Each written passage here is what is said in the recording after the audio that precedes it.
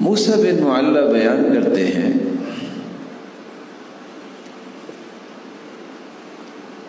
حذیفہ کہنے لگے مجھے یا موسیٰ ثلاث خصال اذا كن فيك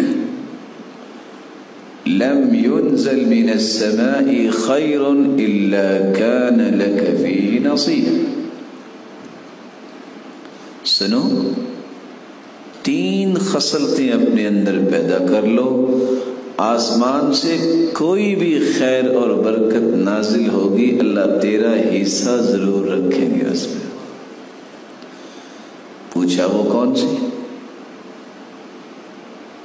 تو انہوں نے پہلا کام یہ بتایا یکون عملک للہ عز وجل. کوئی بھی کام کرو صرف اللہ کو راضی کرنے کے لیے کیا کرو. اور صحیح الجامع کی روایت ہے، سلسلہ صحیحہ کی روایت ہے، رسول اللہ صلی اللہ علیہ وسلم نے اس لیے فرمایا ان اللہ لا يقبل من العمل الا ما كان له خالصا وابتغي به وجهه.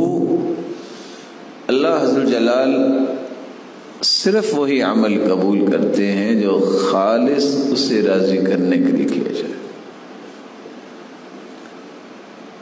دوسرا کام اگر تم کر لو، آسمان سے نازل ہونے والی ہر خیر و برکت میں آپ کا بھی اللہ حصہ رکھیں گے. اور وہ کام کیا ہے؟ وَتُحِبُّ لِلنَّاسِ مَا تُحِبُّ لِنَفْسِكَ. جو اپنے لیے آپ پسند کرتے ہو لوگوں کے لیے بھی پسند کیا کرو. تمہیں پسند ہے نا کہ لوگ تمہاری عزت کریں تو تم پہلے عزتیں دیا کرو. تم چاہتے ہو نا کہ لوگ تمہارے لیے دعا کریں تو ان کی دعاؤں سے پہلے اپنے ہاتھ اٹھا کے ان کے لیے دعائیں کیا کرو.